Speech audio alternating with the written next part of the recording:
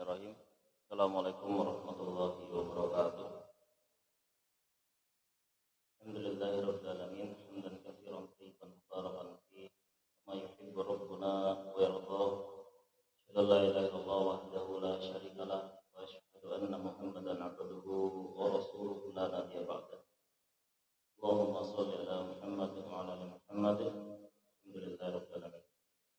Puji syukur kita panjatkan kepada Allah Subhanahu wa taala atas limpahan rahmatnya, limpahan anugerahnya, sehingga pada pagi hari ini Allah kembali memberikan kesempatan kepada kita untuk mencari ilmu, terutama adalah ilmu tentang akidah.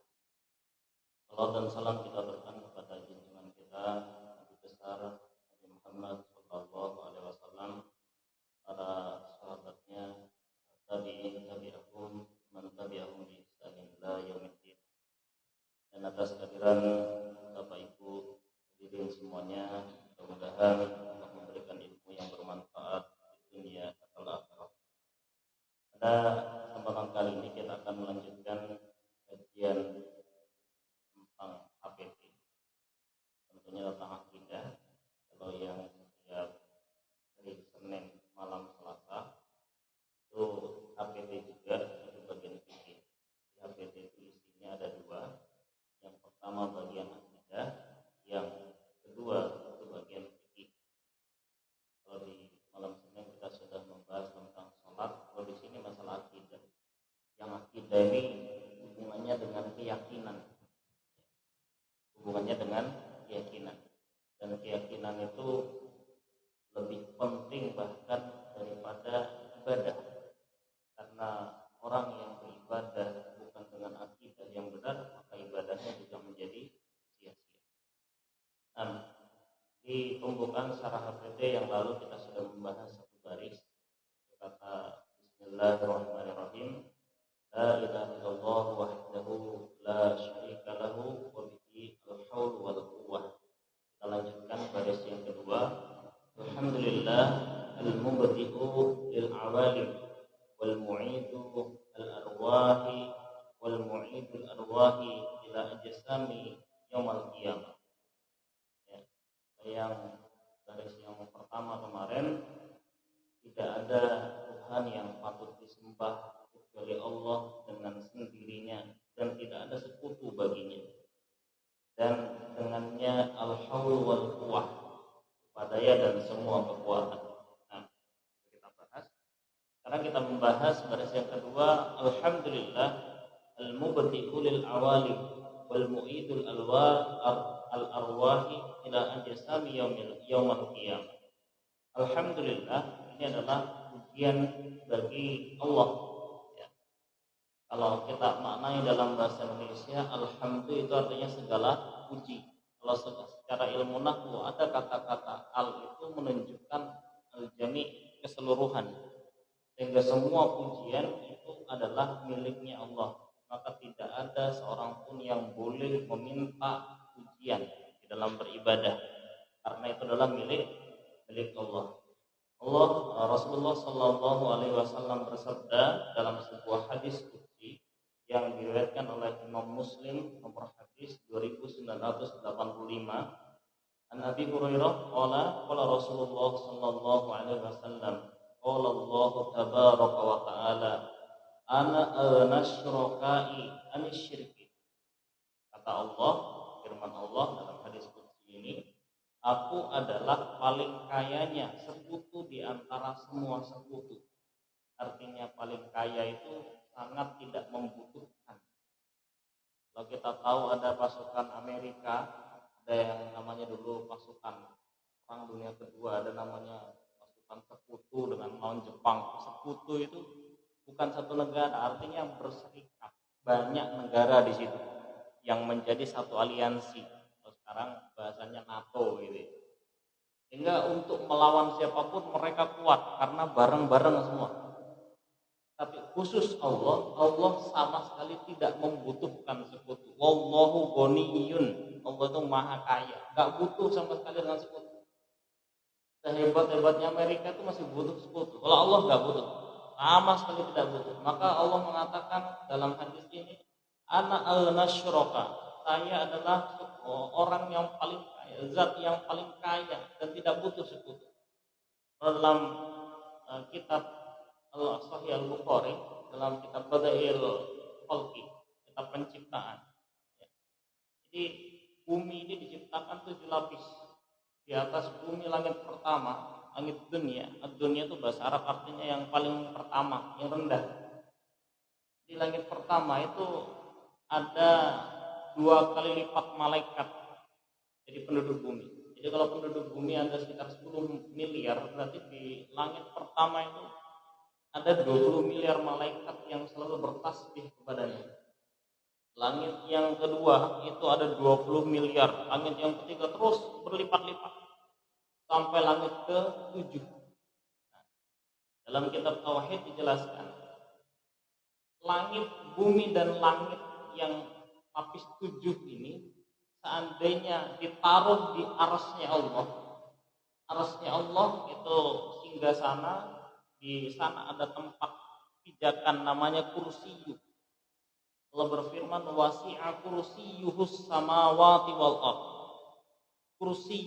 Kursinya Allah itu memuat langit dan bumi 7 lapis.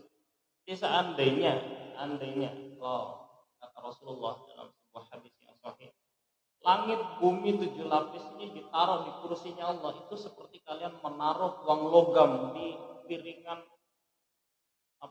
yang untuk ini. Itu kalau misalnya kita perang itu bawa tameng. Jadi langit dan bumi 7 lapis itu ditaruh di kursinya Allah, itu hanya seperti uang logam di tengah tameng. Saking kecilnya. Sehingga Allah sama sekali nggak butuh dengan sekutu, dengan bantuan, tidak butuh. Maka kata Allah, ana al-nasyraka. Jadi makna dari ayat kursi, wasi'a kursiyyuhus samawat. Langit dan bumi 7 lapis, beserta seluruh makhluk yang ada di dalamnya, ditaruh di kursinya Allah hanya seperti uang logam di tengah tameng. Sehingga nggak butuh sama sekali bantuannya. Sebagaimana jenengan sama sekali nggak butuh dengan semut. Kita kan nggak butuh sama, ayo tolong semut angkatkan kursi, enggak, sama sekali nggak butuh. Nah Allah itu juga sama sekali tidak butuh dengan siapapun dalam kehidupan ini. Ya. Maka Allah berfirman, ana al-nasyraka anisyirik. Saya adalah yang paling kaya di antara para sekutu. Man amila amalan, siapa saja yang beramal sebuah amalan apa saja?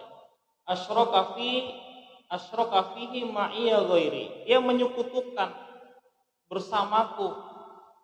Jadi dia beramal kepada Allah tapi masih ada sedikit di hatinya itu keinginan untuk dipuji.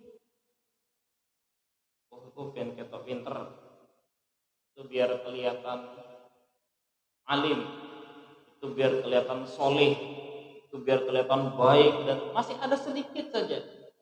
Maka Allah mengatakan taraktuhu wa syirkahu, maka saya tinggalkan dia dengan sekutunya. Sampai di hari kiamat nanti Allah menyuruh malaikat mengumumkan, siapa yang dulu nyembah matahari silakan ikut matahari, siapa nyembah bulan silakan ikut bulan, yang nyembah patung ikut patung.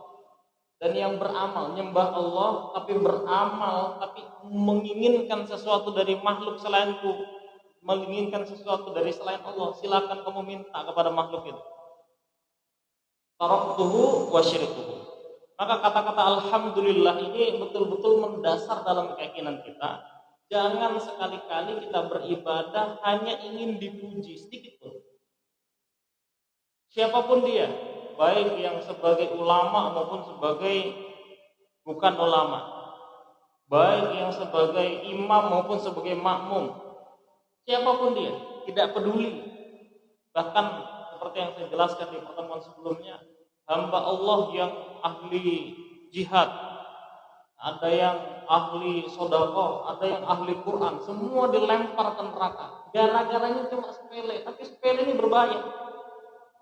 Dia beribadah bukan karena Allah. Maka Allah mengatakan di sini adalah kutinggalkan dia dengan sekutunya ini. Nah, Dan Rasulullah Shallallahu Alaihi Wasallam bersabda dalam sebuah hadis yang diriwayatkan oleh Imam Bukhari, nomor hadis 6499. Qala Nabi Shallallahu Alaihi Wasallam, "Man samma'a Allahu bihi, wa man yura'i Allahu bihi." Siapa yang pamer dengar itu ingin didengar orang lain. Nek yura'i pamer lihat, kita bilang riya kalau bahasa Indonesia. Pamer lihat, maka akan diperlihatkan oleh Allah.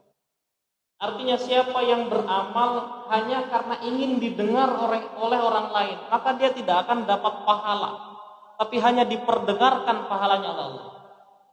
Misalnya dia baca Quran baik, suaranya merdu, bacanya partil baik, tapi ingin memberitahu orang sak masjid ini supaya dia tahu, oh bacaannya wangi api.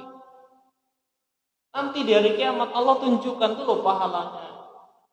Pahalanya orang baca Quran itu yang bagus seperti kamu tuh dikasih tahu, diceritakan oleh Allah. Kamu dapat begini. Tapi cukup itu. Karena kamu hanya ingin dengar, maka kamu hanya saya perdengarkan pahalanya, tapi tidak ada saya berikan. Yang ingin pamer lihat, orang itu sholatnya khusyuk kelihatannya. Tapi dalam hatinya ingin supaya orang lihat khusyuk. Dia rajin ikut kajian, dia saat kajian datang paling depan misalnya. Tapi hatinya ini supaya dilihat orang, ini loh orang yang baik dalam mencari. Nanti di hari kiamat diberitahu pahalanya orang yang selalu datang kajian itu begini, pahalanya coba kamu lihat, pahalanya besar. Tapi kamu cukup lihat saja. Karena kamu dulu tidak mengharapkan ini, tapi hanya ingin dilihat, maka kamu saya perlihatkan pahalanya. Ini makna dari kata alhamdulillah.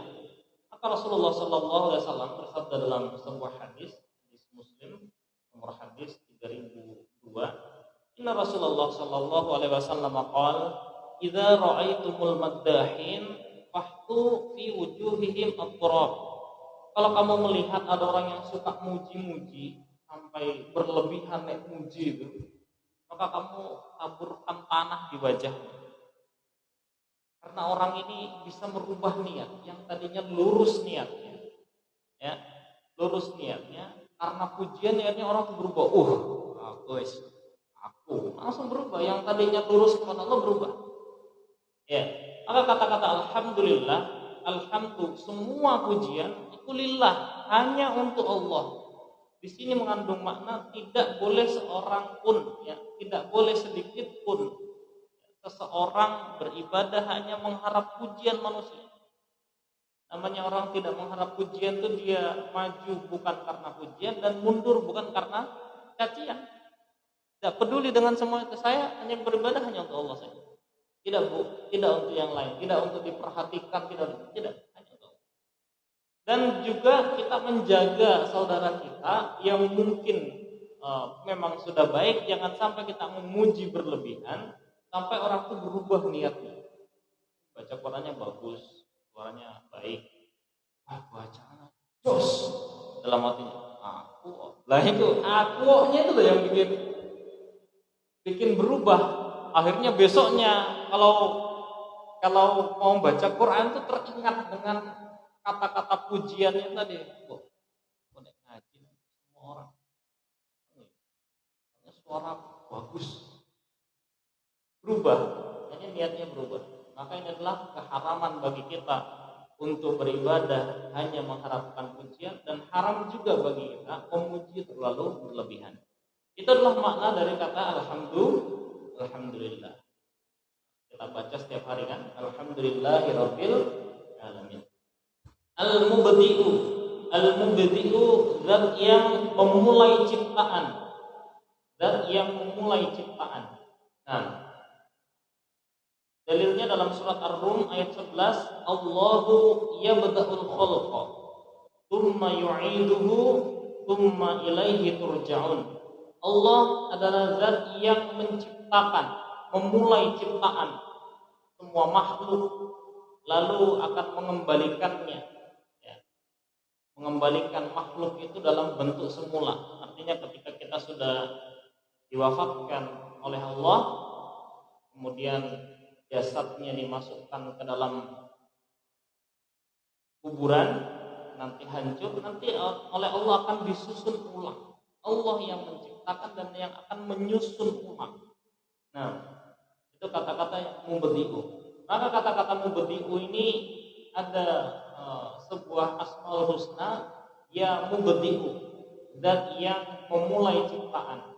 Namanya Allah menciptakan itu ada 3 hal yang diciptakan dalam semua ciptaan Allah. Yang pertama desain. Jadi bentuk tubuh kita itu didesain oleh Allah fi ahsani taqwim, dalam sebaik-baiknya desain menurut kekuasaan Allah, menurut ilmu Allah. Meskipun kadang-kadang manusia melihat ada sebagian yang cacat, misalnya kasihannya cacat. Jangan kasihan, karena apa? Itu adalah ciptaan terbaiknya Allah. Allah memberikan kecacatan seperti itu bukan berarti jelek. Ya. Kadang-kadang ada yang cacat namun dia lebih mampu mengerjakan yang lain-lain daripada yang tidak cacat. Seperti yang ada di medsos itu. Ada anak umur 10 tahun buta, hafal Quran. Kita yang melihatnya kira-kira sudah hafal apa? Belum. Sampai ditanya sama yang yang hostnya TV, maukah kamu kira-kira melihat matamu dibuka oleh Allah, berdoa kepada Allah matamu dibuka supaya bisa melihat? Saya tidak mau. Saya bersyukur dikasih buta. Dengan buta saya bisa fokus pada Al-Quran. Kalau mata saya melek, bisa-bisa tidak lihat Quran, lihat yang lain. Dan itu kena pada kita semua. Kita tuh terlalu banyak lihat HP daripada lihat Quran itu. Nah, Quran dibuka sehari sekali belum tentu dibaca. Nek HP WA grup itu sampai ke baca semua. Tandanya buta nggak bisa lihat yang begitu. Lihat Quran saja. Nah, ini kata mubdi'u. Allah memberikan desain terbaik. Ya, desain terbaik untuk setiap makhluk yang diciptakannya. Setiap makhluk. Maka desain ini tidak boleh dirubah. Desain ini tidak boleh dirubah. Contoh misalnya kemudian melakukan operasi kulit, operasi plastik, operasi hidung dan sebagainya. Nah, itu merubah desainnya Allah.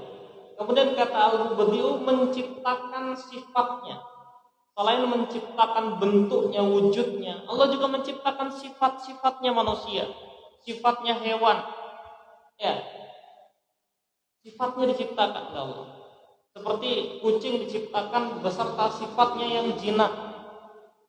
Dengan sendirinya dia jinak. Harimau diciptakan dengan sifatnya yang buas. Manusia diciptakan ada yang pemarah, ada yang kalem, ada yang penakut, ada itu diciptakan oleh Allah sifat-sifat itu. Ya. Kemudian Allah juga menciptakan takdirnya. Allah juga menciptakan takdirnya. Jadi desainnya, bentuknya diciptakan oleh Allah, mubdi oleh Allah, kemudian sifatnya diciptakan dan takdirnya, jalan hidupnya, ya itu diciptakan oleh Allah semuanya. Nah, kita sebagai Ahlus Sunnah wal Jamaah harus betul-betul yakin akan semua ini, bahwa semua sifat manusia yang menciptakan adalah Allah. Semua takdir manusia yang menciptakan adalah Allah. Semua desain yang diciptakan adalah Allah. Dan desain Allah terbaik. Kita kalau berlebihan, tidak sesuai dengan desainnya, Allah akan merasakan sesuatu yang tidak enak. Ya. Makan dan minum yang manis-manis berlebihan itu akan merubah kadar gula. Makan kacang kebanyakan yang merubah. Karena memang sudah didesain oleh Allah begini loh. Ya, itu adalah desain dari Allah. Itu adalah kata al-mubdi. Nah, maka Allah juga berfirman dalam surat Al-Ankabut, awalam yarau kaifa yubdi'u Allahul khalqa tsumma yu'iduh inna dzalika 'ala Allahi yasir. Apakah engkau tidak melihat bagaimana Allah menciptakan semua makhluk? Yubdi, menciptakan desainnya, menciptakan sifatnya, dan menciptakan takdirnya. Tsumma yu'iduh, lalu Allah akan mengembalikannya. Inna dzalika 'ala Allahi yasir. sesungguhnya demikian itu menciptakan yang baru dan mengembalikan desain yang sudah hancur, itu bagi Allah sangat mudah. Sebagai umat Islam kita harus yakin dengan dalil ini. Nah, itu kata al-mubdi'u. Al-mubdi'u lil awalim. Al-mubdi'u lil awalim. Zat yang menciptakan desain, ya, memberikan sifat dan sebagainya lil awalim untuk seluruh alam. Nah, al-alamu huwa al-khams. Khamsatu awalim. Ada 5 alam yang akan kita lalui. Sudah kita lalui, sedang kita lalui, dan akan kita lalui. Sebagai umat Islam harus percaya dengan ini. Nah, itu juga makna dari alhamdulillahi rabbil alamin. Alam itu bahasa tunggalnya, kata tunggalnya. Kalau jamaknya alamin, itu jamak mudzakkar salim. Kalau jamak taksirnya awalim, ya, artinya seluruh alam. Alam yang diberikan, yang harus kita lewati, itu yang pertama kita memulai dari alam azali. Alam azali itu adalah alam ketiadaan. Ya, Allah berfirman, "Kaifa takfuruna billahi wa kuntum amwatan fa ahyaakum." Bagaimana bisa kalian kufur kepada Allah padahal kalian dari sesuatu amwat yang tidak ada? Ya. Kita pernah mendengar tentang Rasulullah hidup pada tahun 600 sekian Hijriah, 600 sekian Masehi, gitu ya. Kira-kira waktu itu kita ada di mana? Di perut ibu kita belum lahir. Di perutnya mbah kita belum lahir. Kita ada di satu alam yang namanya alam azali, alam ketiadaan. Nah, setelah masuk ke alam azali, alam ketiadaan, kita masuk ke alam arwah. Nah, di alam arwah kita semua seumuran, yang tua, yang muda tidak ada. Semuanya satu arwah, satu usia. Baru kemudian bergantian masuk ke alam kandungan. Di alam kandungan kita sudah diberitahu oleh malaikat tentang apa yang akan kita laksanakan di dunia. Kamu di dunia akan begini-begini. Diceritakan semua, sampai semua jodohmu ini, rezekimu ini, keberuntunganmu ini, ajalmu ini, kamu matinya, udah diceritakan semua. Kalau kita siap menerima itu konsekuensi hidup, maka kita akan hidup lahir. Kalau kita tidak siap, maka kita mengatakan tidak siap. La yukallifullahu nafsan illa wus'aha. Allah tidak akan memaksa orang diri kecuali semampunya. Maka ketidaksiapan seseorang dalam menjalani kontrak kehidupan dengan Allah di alam kandungan membuat dia gugur di alam kandungan. Adapun caranya, ada yang jatuh, ada yang digugurkan, dan sebagainya, itu semuanya cara yang manusiawi saja. Betapa banyak orang yang jatuh namun tidak gugur karena dia memang siap di alam kandungan. Nah, kemudian masuk ke alam ketiga, yaitu alam dunia. Nah, proses perpindahan dari alam kandungan menuju alam dunia ini adalah proses lahir namanya. Ya, proses lahir.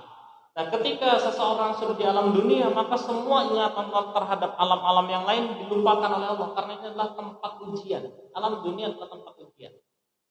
Lupa semuanya. Kita lupa apa yang terjadi di alam kandungan, lupa yang terjadi di alam arwah. Maka Allah kemudian menurunkan kitabnya, mengutus Rasulnya untuk menyampaikan itu semua. Nah, di alam dunia. Nah, setelah di alam dunia kita selesai ujian, kemudian kita masuk ke alam berikutnya yang namanya alam barzah, atau dikenal kebanyakan orang Islam mengenalnya alam kubur. Nah, proses perpindahan dari alam dunia ke alam kubur inilah namanya proses mati. Jadi mati dan lahir itu hanya sebuah proses perpindahan alam. Sehingga jangan pernah kita sebagai umat Islam mengatakan kita antarkan ke tempat peristirahatan terakhir. Ini tidak sesuai dengan akidah Islam. Ini tidak sesuai dengan akidah Islam, bahwa sesungguhnya orang masuk kuburan itu tidak tidur itu. Orang masuk kuburan itu hanya proses perpindahan alam saja. Dan mati itu tidak lama. Jangan kita berpikir bahwa mati itu bertahun-tahun. Tidak, mati itu hanya dalam hitungan berapa jam begitu. Masa? Kalau tidak percaya mati ya begitu. Ya, sampai dalam hadis itu ketika orang yang jasadnya dikubur, ya, ini juga ada sedikit kerancuan akidah atau kita sebut syubhat. Ketika seorang mengatakan bahwa orang itu dibangkitkan di kuburnya, ini kerancuan akidah. Jadi orang yang meninggal tuh bukan dibangkitkan di kuburnya, tapi dibangkitkan di alam kubur atau alam barzah. Alam barzah dengan kuburan itu beda. Sama dengan alam kandungan dengan kandungan. Kalau kandungan itu alam dunia, sehingga bisa diteropong dengan alatnya dokter apa namanya? MSG itu bisa dia lagi gerak. Tapi mungkinkah alat dokter itu bisa melihat wah ada malaikat di situ buat catatan? Enggak bisa.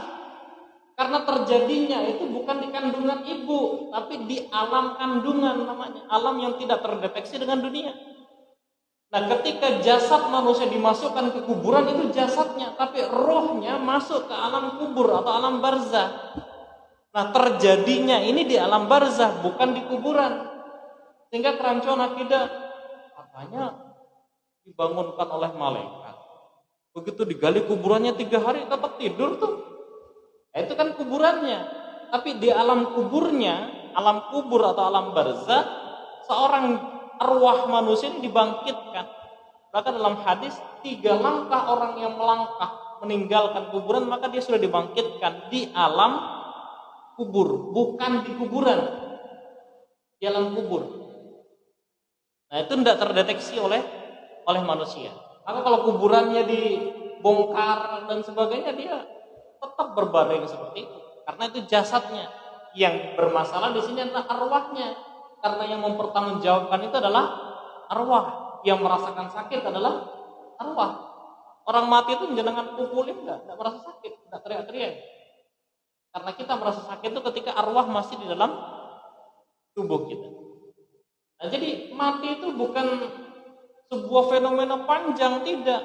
Itu tidak panjang. Mati itu hanya hitungan berapa jam begitu, seperti proses lahir.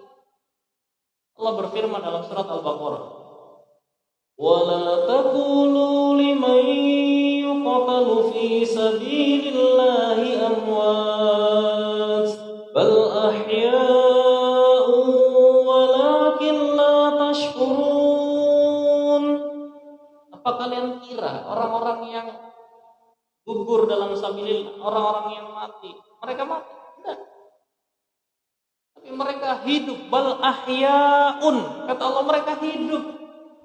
Walakin la tashkurun. Tapi kamu tidak merasa. Maka ketika ada orang mati, jangan kita katakan kita antar dia ke tempat peristirahatan terakhir. Tidak, itu bukan tempat peristirahatan terakhir. Masih ada perjalanan yang lain. Nah, di alam kubur itu menuju kehidupan baru. Yang di situ ketika dia dibangkitkan di alam kubur, rohnya, kembali saya tekankan bukan jasadnya, rohnya dibangkitkan, maka kemudian ditanya dengan 3 pertanyaan. Yang pertanyaan ini adalah pertanyaan aksiologi. Kalau dalam bahasa kampus aksiologi itu, gampangannya aksiologi itu pertanyaan yang hanya bisa dijawab oleh orang-orang yang sudah melakukan aksi itu. Kalau belum pernah melakukan, maka tidak bisa menjawab itu. Misalnya saya tanya, gimana rasanya punya istri 4?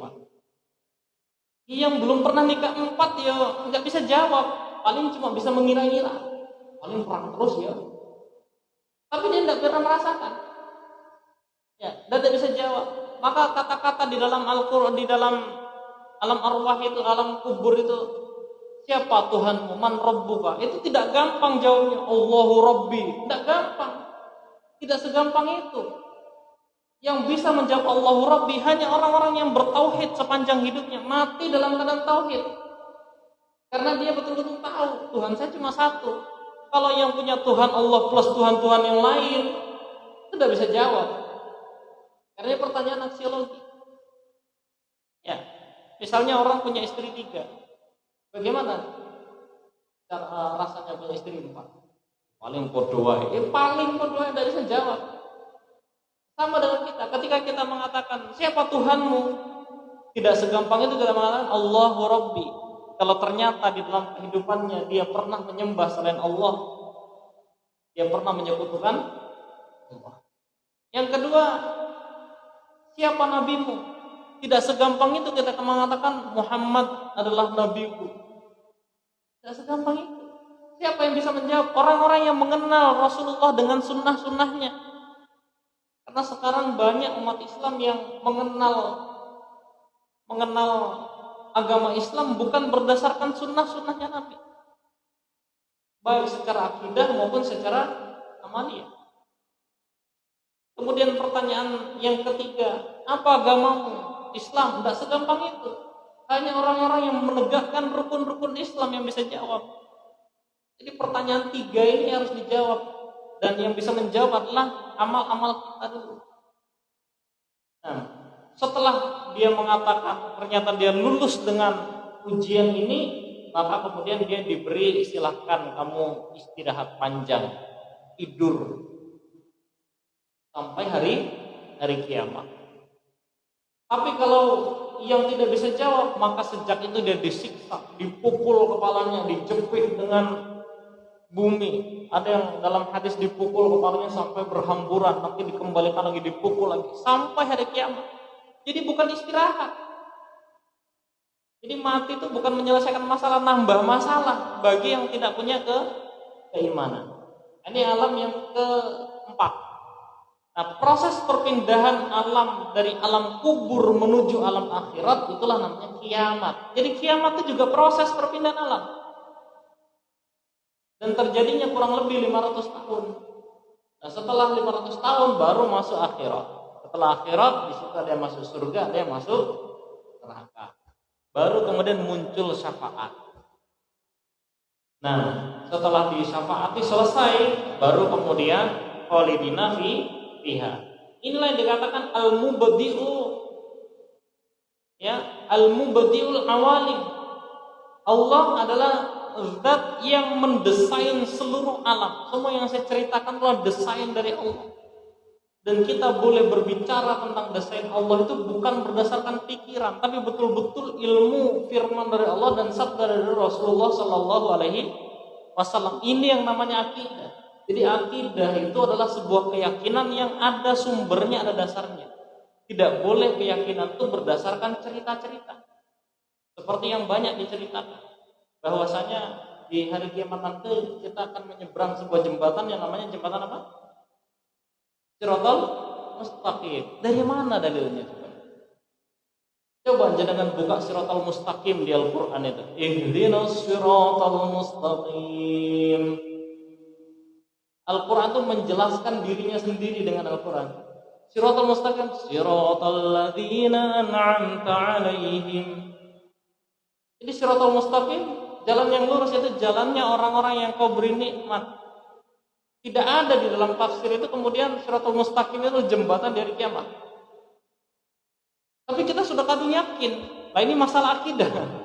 Jadi jangan pernah meyakini sesuatu yang kita tidak tahu dalilnya. Ya, ini masalah kita. Adapun jembatan penyeberangan dari padang mahsyar ke surga yang di bawahnya adalah neraka jahanam, itu kalau dalam hadis Tirmidzi namanya jembatan Jisru Jahannam, bukan jembatan Siratal Mustaqim. Kemudian kita meyakini, oh nanti di sana bisa naik sapi, naik kerbau, naik kambing kurban kita. Dari mana dalilnya? Coba lihat dalilnya, ada tidak dalil Nabi menjelaskan bahwa kambing-kambing akan kita naiki bersama? Ya? Ada. Jadi kalau tidak ada jangan yakin. Ketika seseorang meyakini berarti mengakidahi, yakin betul dengan itu, tapi dia tidak berdasarkan dalil, inilah yang namanya syubhat. Maka di syarah ini saya menjelaskan bahwa keyakinan-keyakinan kita terhadap lintas alam, terhadap alam akhirat dan sebagainya itu betul-betul harus berdasarkan dalil, ya, harus berdasarkan Quran dan Sunnah. Nah, wal mu'idul arwah, dan Allah adalah zat yang mengembalikan arwah ya ilal ajsami yaumal qiyamah, mengembalikan arwah ke dalam jasad pada hari kiamat. Ini juga harus kita yakini bahwa nanti jasad kita yang sudah hancur di kuburan itu ya, jasad kita yang sudah hancur di kuburan itu oleh Allah akan dikembalikan utuh ya, seperti kita masih hidup, kemudian roh kita dimasukkan kembali ke situ. Harus kita yakini, ini namanya akidah. Nah, maka di dalam sebuah ayat ya, dalam sebuah ayat, awalam yarau kaifa yubdi'ullahul khalqa tsumma yu'idu inna dzalika 'ala Allahi yasir. Apakah engkau tidak melihat bagaimana Allah menciptakan makhluk lalu mengembalikannya? Sesungguhnya demikian itu mudah bagi Allah. Mudah bagi Allah ini kemudian kita, bukan hanya kita yang kemudian masa bisa. Bahkan Nabi sekalipun, seorang Nabi sekalipun menyatakan hal yang sama. Sebagaimana dalam surat Al-Baqarah Nabi Ibrahim alaihissalam, yang Nabi Ibrahim ini kita katakan sebagai Khalilullah ya. Nabi Ibrahim ini adalah Khalilullah. Beliau bertanya kepada Allah, kaifa tuhyil mauta, bagaimana caranya, karena tidak masuk akal sesuatu yang sudah hancur itu ya, kemudian dia dihidupkan kembali oleh Allah ya, tidak masuk akal. Maka Nabi Ibrahim alaihissalam bertanya, bagaimana cara engkau menghidupkan orang yang sudah mati? Maka Allah kemudian memerintahkan kepada Nabi Ibrahim dalam surat Al-Baqarah itu mengambil 4 ekor burung, lalu 4 ekor burung ini disembelih, kemudian dicacah-cacah fisiknya. Dah, cacah-cacah. Kemudian coba fisiknya burung ini kamu taruh di 4 bukit yang berbeda. Jadi kepalanya taruh sini, kakinya taruh sini, anunya taruh sini. Dah mati semua ini. Coba kamu panggil. Maka ketika Nabi Ibrahim memanggil, maka bagian burung ini kembali utuh di depan Nabi Ibrahim. 4-4-nya. Baru Nabi Ibrahim percaya. Ada lagi seorang Nabi namanya Uzair. Ya, dalam surat Al-Baqarah Nabi Uzair ini dalam surat Al-Baqarah ayat 259. Kalau waqalatil yahudu Uzairun ibnullah. Jadi orang-orang Yahudi mengatakan Uzair itu anak laki-lakinya Allah. Waqalatin nasara al-masihu ibnullah. Kenapa? Karena Uzair ini nabi yang pernah betul-betul melihat kekuasaan Allah. Dalam Al-Baqarah dijelaskan, "Au kalladzi marra 'ala qaryatin wa hiya khawiyatun 'ala urushiha." Ya, atau seperti orang yang melewati sebuah qaryah, perkampungan, dan perkampungan itu hancur, hanya tinggal puing-puingnya. Qala anna yuhyi hadhihi Allahu ba'da mautiha. Maka kemudian seorang ini yaitu Uzair, dia menyatakan bagaimana ya caranya Allah bisa menghidupkan kembali perkampungan orang-orang yang di kampung ini setelah kematiannya. Dia nanya ya kepada Allah, fa amatahu Allahu mi'ata amin tsumma ba'atha. Maka Allah kemudian mematikan Uzair ini, orang ini, lalu kemudian dimatikan selama 100 tahun lalu dibangkitkan. Nah, ketika dia sudah mati kemudian dihidupkan oleh Allah, Allah bertanya, kam labithta? Qala kam labithta? Allah bertanya kepada Uzair, kira-kira kamu berapa lama kamu tidur itu, mati itu? Qala labithtu yauman aw ba'da yaum. Maka Uzair mengatakan, ya paling sehari atau setengah hari. Kenapa Uzair menjawab demikian? Karena dia dimatikan Allah di waktu pagi ketika berjalan-jalan itu, kemudian menjelang sore dibangkitkan. Jadi perasaannya, oh ini saya baru paling tidur setengah hari atau setengah hari lah begitu. Nah, baru kemudian Allah berfirman, qala bal labithta mi'ata amin. Bahkan kamu sudah tidur, kamu sudah mati 100 tahun kata Allah. Kaget dia. Anzur ila ta'amika wa syarabika lam yatasanna. Kalau tidak percaya coba lihat makanan dan minumanmu belum berubah. Dia bawa buah-buahan dan dia bawa minuman. Dicek, buahnya masih utuh, rasanya masih enak, minumannya masih seger. Wah, dia yakin. Saya yakin bahwa saya masih hidup ini, mati tadi itu hanya setengah hari. Buktinya tidak berubah, Mas. Nah, wandur ila himarik. Coba kamu lihat himarmu. Kebetulan dia jalan-jalan naik himar, naik himar, keledai. Naik keledai. Coba lihat himarmu. Walinaj'alaka ayatan linnas, agar kami Allah menjadikanmu sebagai tanda kekuasaan Allah bagi manusia. Lihat himarmu. Nah, waktu itu himarnya ternyata ada tali, kemudian ada tulang belulang di situ. Jadi dia ada tali di situ, terus ada tulang belulang di situ. Itu himarmu. Membuktikan bahwa meskipun kekuasaan Allah itu hebat, kekuasaan Allah, minuman dan makananmu tidak berubah meskipun sudah 100 tahun, ya. Tapi himarmu mati dan sudah jadi tulang belulang. Nah, kaifa nunsizuha tsumma naksuha lahma. Lihat tulang belulang itu. Bagaimana kami susun ulang di depannya Uzair, ya, di depannya Uzair itu kemudian tulang belulang itu menyatu. Kayak tengkorak gitu. Tsumma naksuha lahman. Lalu kami bungkus dia dengan daging. Jadi himar lagi hidup lagi. Itu dilihat langsung oleh Uzair. Wih, seperti itu. Jadi dari tulang belulang dia bisa bangkit kembali, kemudian dia bisa jadi himar kembali dan hidup kembali, siap dipakai. Itu Allah untuk menjawab pertanyaannya Uzair. Ya, falamma tabayyana lahu qala a'lamu anna Allah 'ala kulli syai'in qadir. Ketika betul-betul jelas baginya ini kekuasaan Allah, baru dia mengatakan, saya betul-betul tahu sesungguhnya Allah Maha Kuasa atas segala sesuatu. Baru kemudian Uzair pulang ke kampungnya. Lah pulang ke kampungnya dilalah itu tidak ada yang kenal satupun. Satupun orang yang saya kenal, paling tidak kenal itu tidak ada. Generasi 100 tahun sudah berubah. Ada orang tua yang paling tua di kampung itu, kemudian pernah dengar namanya Uzair. Sebelum Uzair pergi itu umurnya kurang lebih 5 tahun. 5 tahun itu kan masih balita.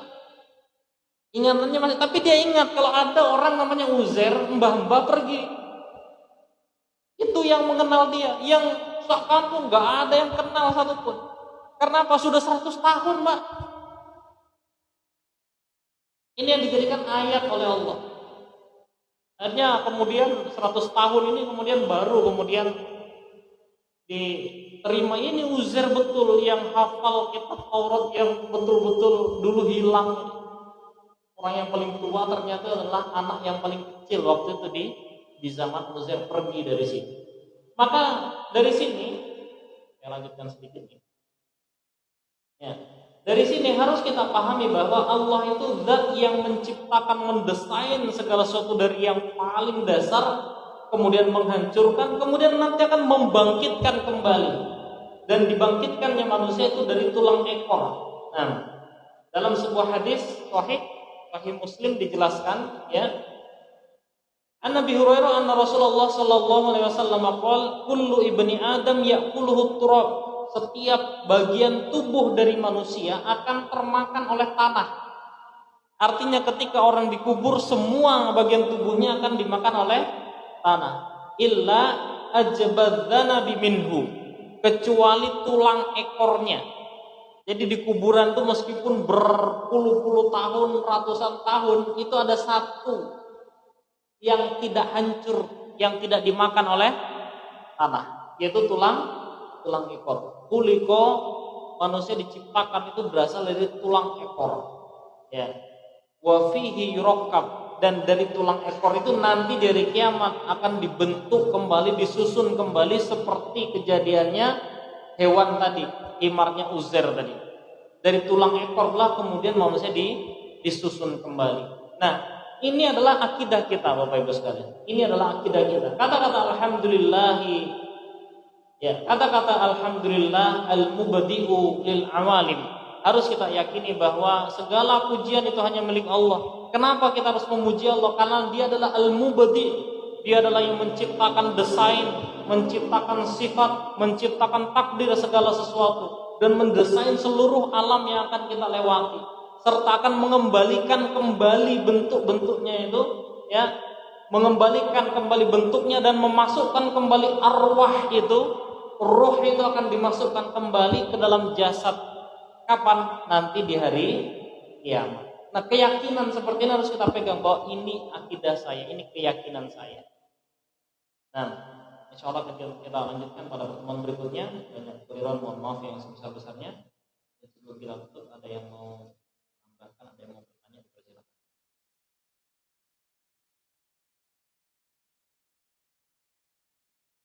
Tidak ada ya? Jazakumullah khairan. Mudah-mudahan sedikit ilmu yang kita peroleh bisa bermanfaat di dunia.